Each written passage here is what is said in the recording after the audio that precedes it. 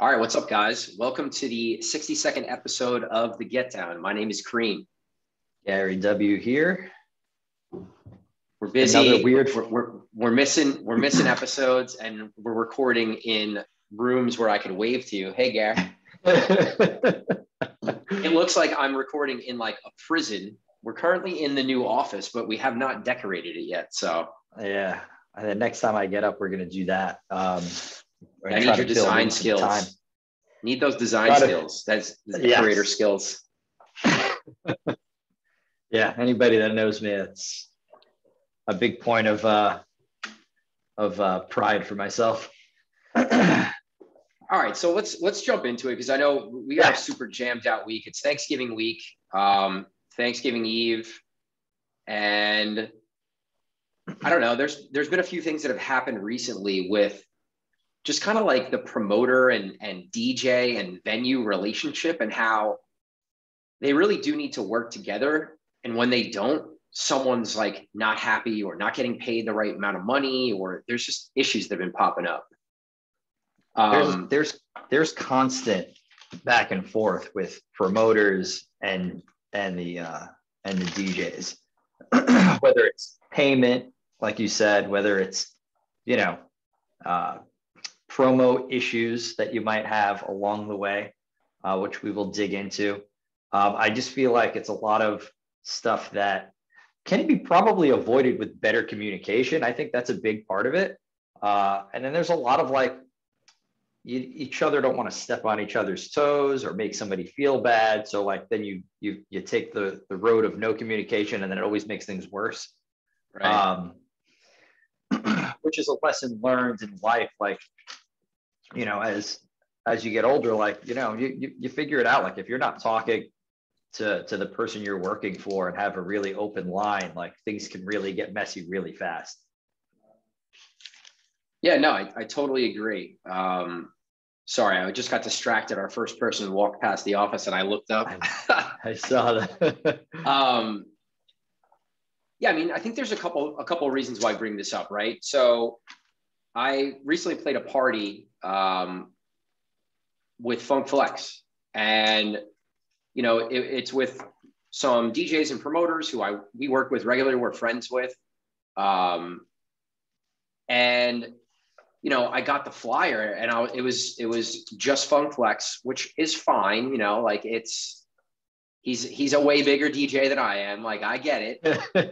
But at the same time, I got it, and I was like, well, if my name is not even promoted on the party, what's the point of even pushing the party? Like, I'll just go and do my job, and that's it, like, I don't know. And I think back to when we were younger DJs, and this happened all the time, right? Like where you're just happy to be playing a party and you get put on and you just go and rock out, and maybe you Photoshop your design or your logo on the flyer and you just promote it. I used to do it at HQ because unless you're really direct support that one of these artists is putting on, they don't necessarily want to put other DJs on the flyer or feel the need to promote it, especially at a hard ticket party, right? Right. I mean, I understand it from Flex's perspective. I mean, realistically, he's the biggest DJ in this area in the last 25, 30 years, right? I mean, him and Camilo are probably the two biggest, right? I think hands down, though, like you say Funkmaster Flex anywhere and Alex around Sensation. The country. Alex Sensation. And you say those two names anywhere across the whole country, and people know who they are. They're not just regional talent. He's national talent. So, like, I kind of understand it. That's probably built into his riders. His management probably wants it that way, and that is what it is. But then I also see it from your perspective as a seasoned DJ that, is well established in our market, that you want to have your name next to Funkmaster Flex, and rightfully so.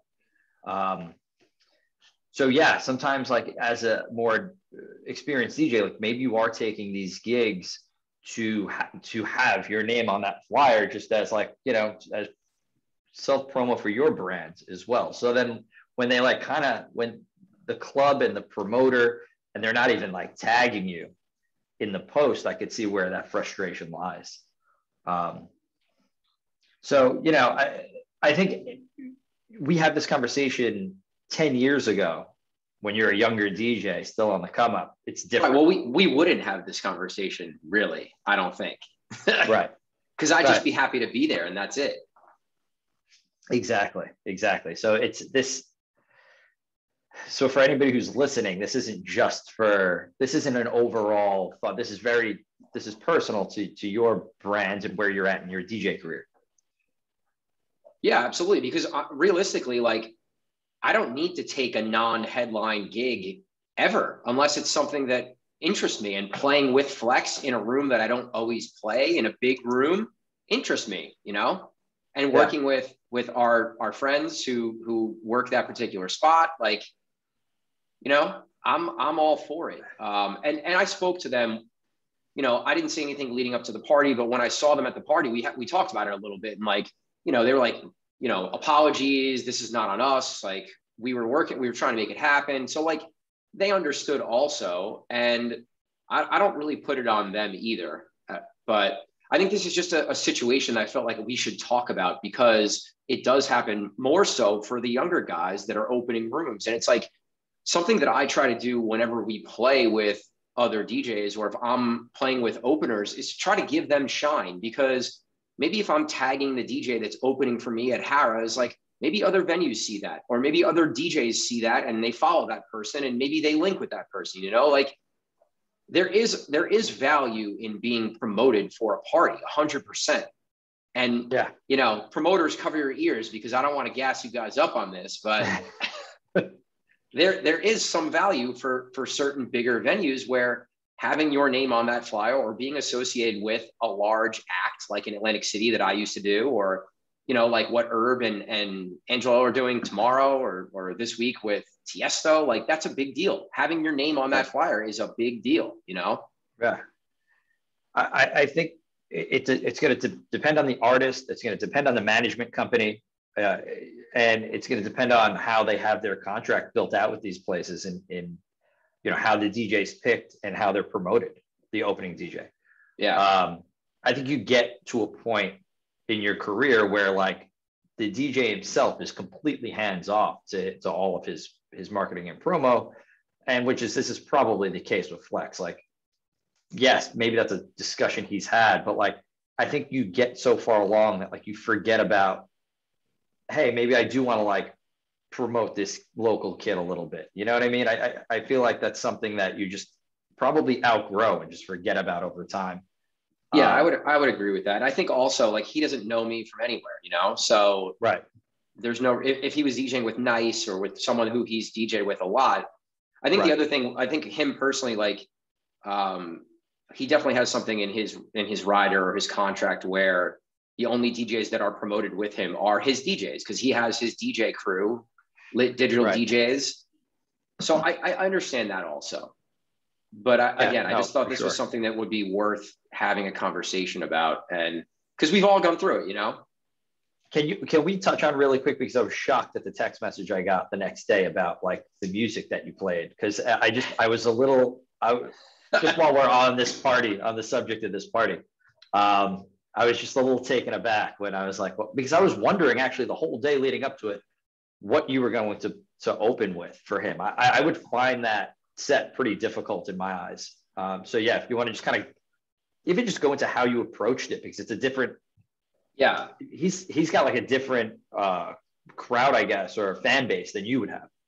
Yeah, so I've heard Flex play a little bit, and I know that he has gotten pretty open format. So I knew he was going to hit everything, which he did. But I don't know, my thought process, honestly, I played at the same venue last month, and I got to listen to Big Ben, who is one of my favorite, super talented, super open format DJs. And I heard him come on and play soul music and like super throwback R&B at 12 o'clock. And I was like, wow, this just works in this room. And so I approached my set this time with that knowledge and information that like the throwback R&B definitely works in this room. And I played a lot of that. Okay. I played a lot of old hip hop, old R&B, and a bunch of reggaeton music and Moomba tone. That's kind of lane I sat in. I went up a couple times, but then as we started getting busier, like after 11 o'clock, it was pretty busy. And I knew Flex was going on around midnight.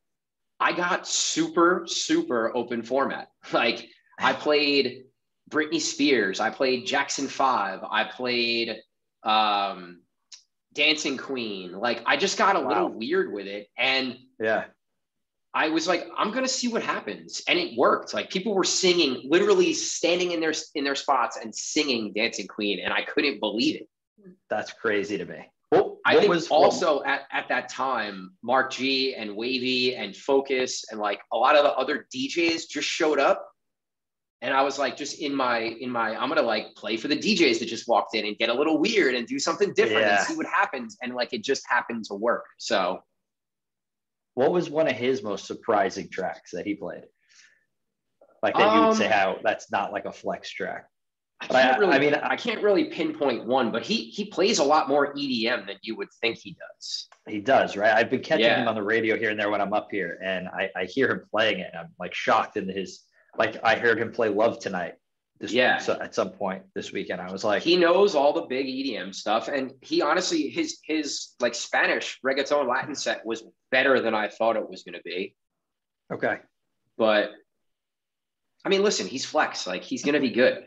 Like, no, I know. I just like have this, I guess, like that childhood and adolescent picture of what he used to play. Yeah, and but he has grown so much, as in like bringing a lot of the stuff that he would do in nightlife to the radio. So like he'll do like a lot of that, like what I call like skate rink tracks. Yeah. Like the roller skating rink, like that stuff, and like disco and like this back wall disco stuff that's really good. Like when he starts to get into all of that stuff, you're like, wow, this guy has been around for a long, long, long time. Right. And just knows his music. Played a million different venues. So, but for him to like bring that to the radio is always like a treat when you can catch it. So that's why I was just wondering like what his most surprising track was. Yeah. I would say one other thing that made it a lot easier on me was, the venue where I was, you can literally just pull up to the back door and like the security lets the staff in or DJ in, and like you're right on the stage. So like Flex only walked in once his computer was set up and he was like ready to go on. He had like a helper come in and do all that stuff. So like I didn't even have to play with him standing behind me really, other than a few, like 2 records maybe, or 3 records. So like there was no pressure as far as, well, what am I going to play now that Flex walked in the room and he's listening to my DJ set? Because we all think of that, like, yeah.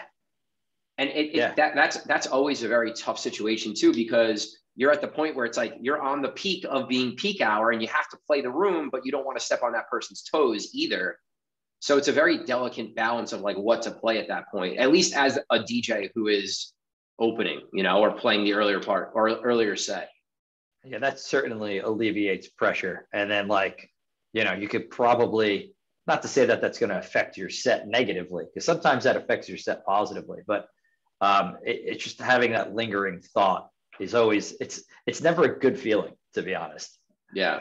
But yeah, so in talking about like promoters and how the promoter DJ relationship and how there's sometimes a disconnect there, let's talk about I think we talked about your new role at Birch. Have we talked about that on the podcast?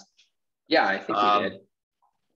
And I don't know, I feel like over the years we see a lot of disconnect with the DJ aspect of the night, and like how we are held in the hierarchy of the importance of the night, as opposed to maybe some other entertainment that's provided. Because over the years we've seen, you see dancers, and now it's gotten really crazy where you have stilt walkers and aerial artists and everything else that is being brought in. I feel like when working with those people and you start to get to know what they're getting paid, I feel like there's I feel shunned a little bit. You know what I mean? Like almost like, like, okay, you're worth less than X, Y, and Z.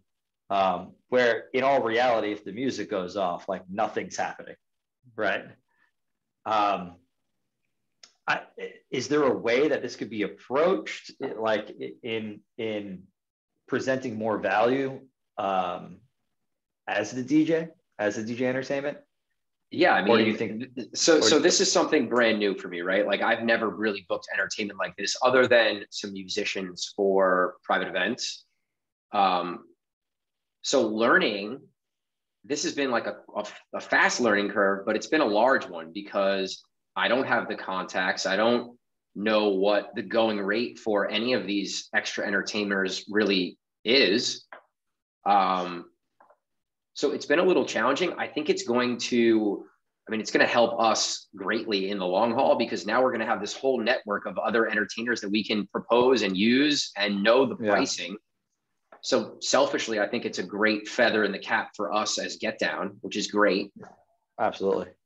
But as far as in finding out some of the pricing on some of these entertainers, we just had a meeting kind of talking about budget and DJs and entertainment and themes and stuff like that. And, you know, my whole thing really to them was, listen, I think the entertainment is great. I think it's unique. I think it brings an aspect that most venues in our area don't spend the money on. And I think it's a great way to earn repeat customers and create a memorable experience for the customers that do get to see it, right?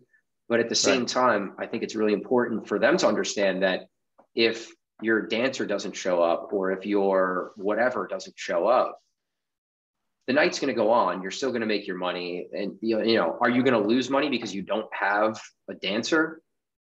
I would say probably not. Maybe you lose a return customer, which is also like money overall. But if a DJ doesn't show up, or a DJ is absolutely terrible, that is going to cost you a lot of money. So while there is a symbiotic relationship around all the different aspects of what happens in a club, and we've talked about that a lot in the past, I really do think that the DJ is, if not the most important, one of the most important aspects of making money for your venue. And I think as a DJ, explaining that to someone who's making these decisions and saying like, hey, what if you love DJ XYZ? If you're a DJ in a place and they love you, you love me, right? What if I said I was going to show up and I didn't show up, or I sent someone who cost half the price? Like, you're going to lose out so much money because they don't keep people at the end of the night when it starts to thin out. That's a lot of money that you can make. They don't get people in the door on the front end because they're talented and popular and have a following.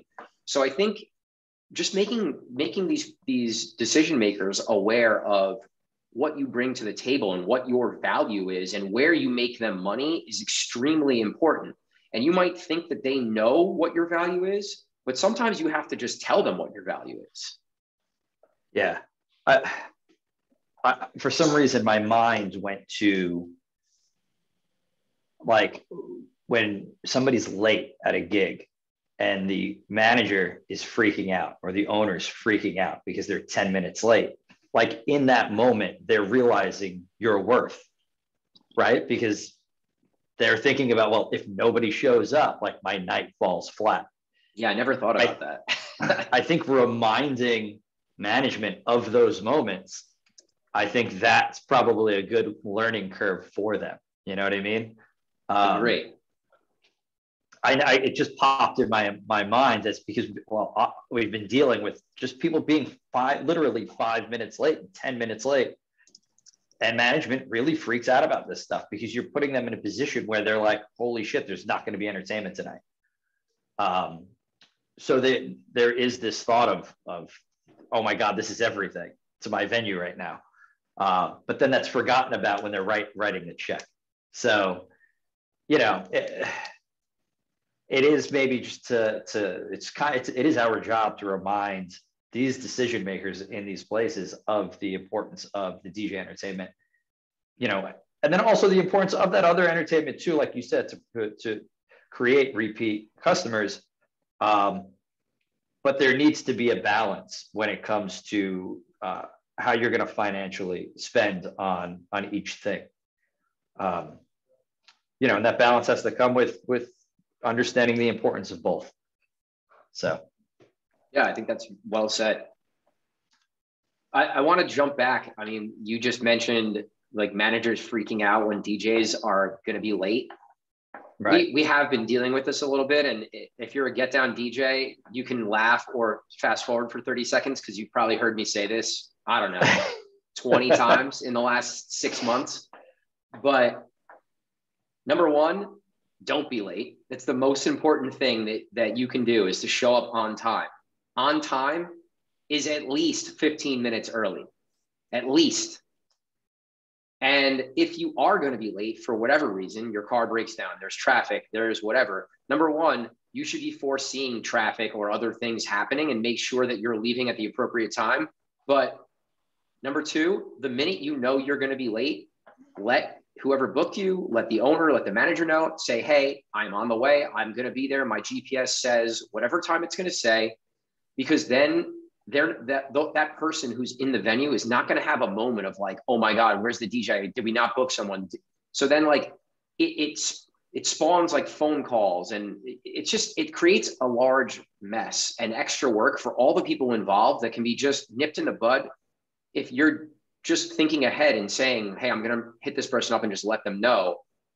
It just solves a lot of issues. So don't be late. But if you were going to be late, please make the people that you need to make aware that you're going to be late and when you're going to get there.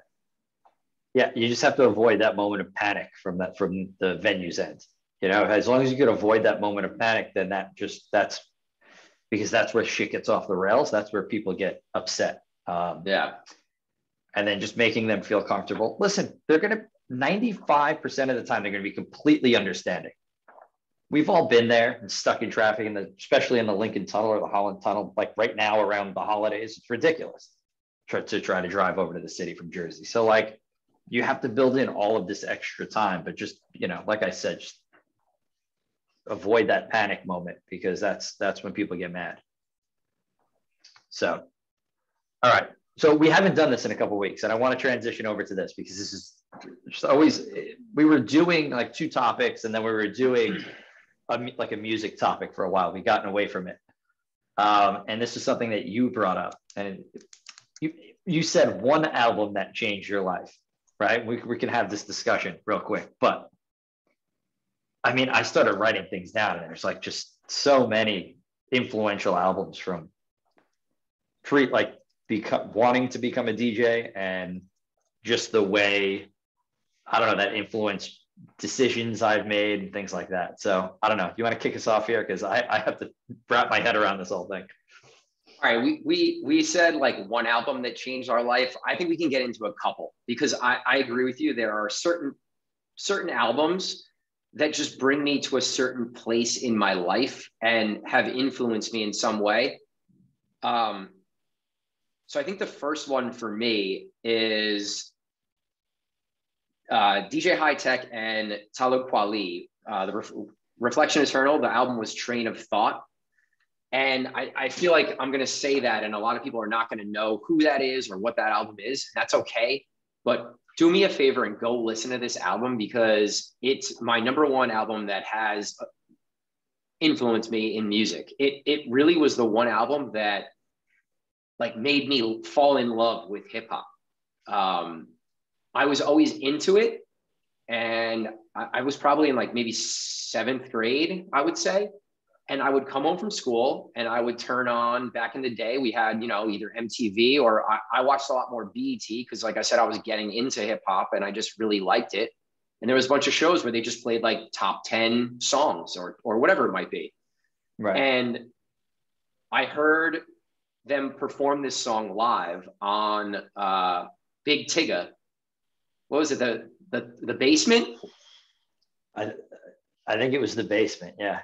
So on The Basement, they performed it live, and then this song went into the song "Get By" went into rotation on the show every week. So I listened to it every day. I'm like, man, this song like really grew on me. I love it. I'm gonna get the album, and I listened to that album straight through. I don't know how many times.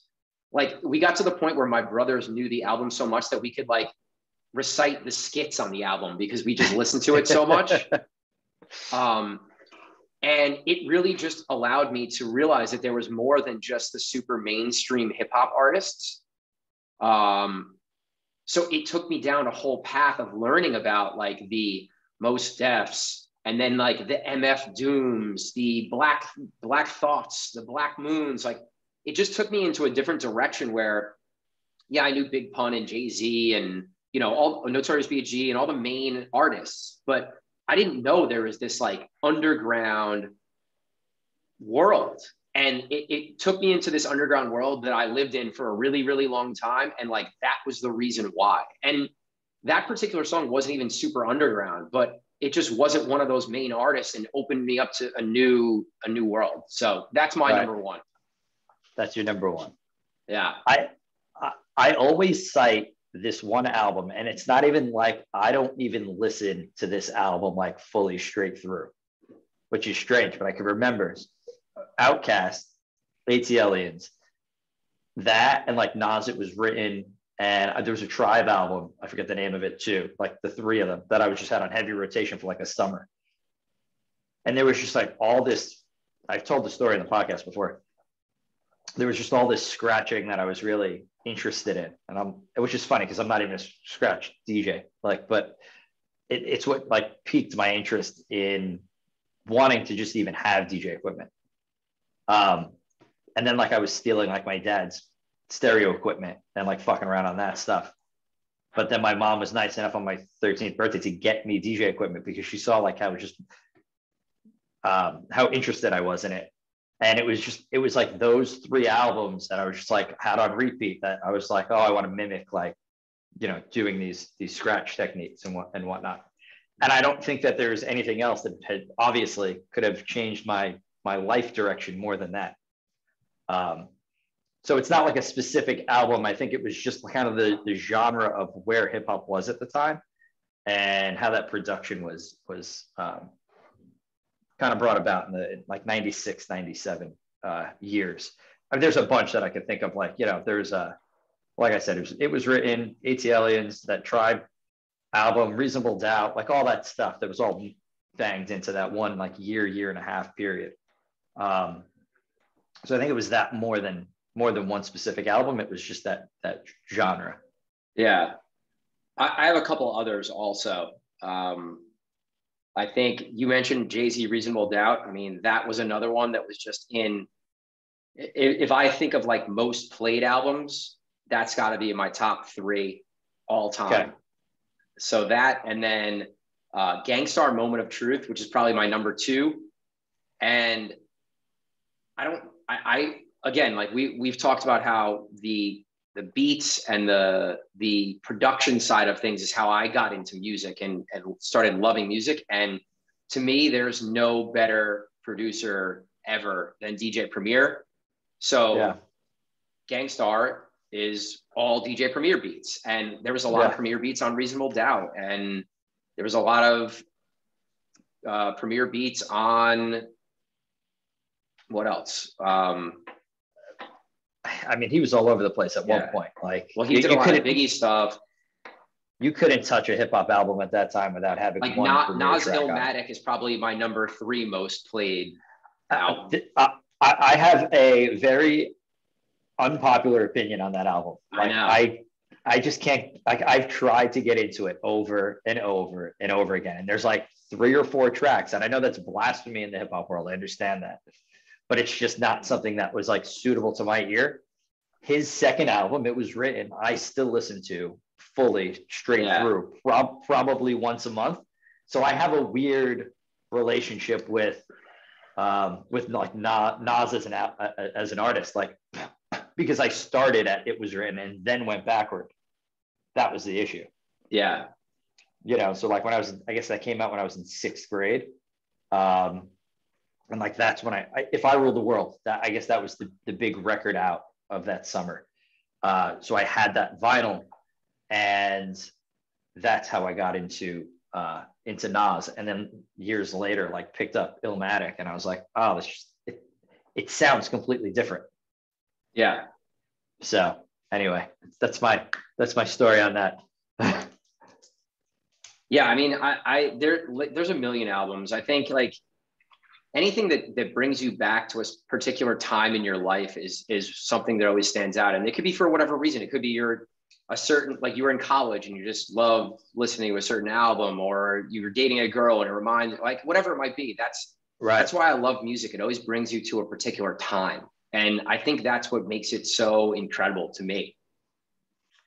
Yeah, we got to continue to have these music conversations on the pod, at least once every couple of weeks. We got to remember to do this. I know it's been a while. And we can go on for hours doing this one. But next time you see me or Gary, or if you see this, post this on Instagram or wherever, like tell us what album was the most influential for you, or what your favorite album is. I just like hearing what they are. I think it's interesting, because there's always a story around why it is. And I'm sure we'll talk to some of you guys about that.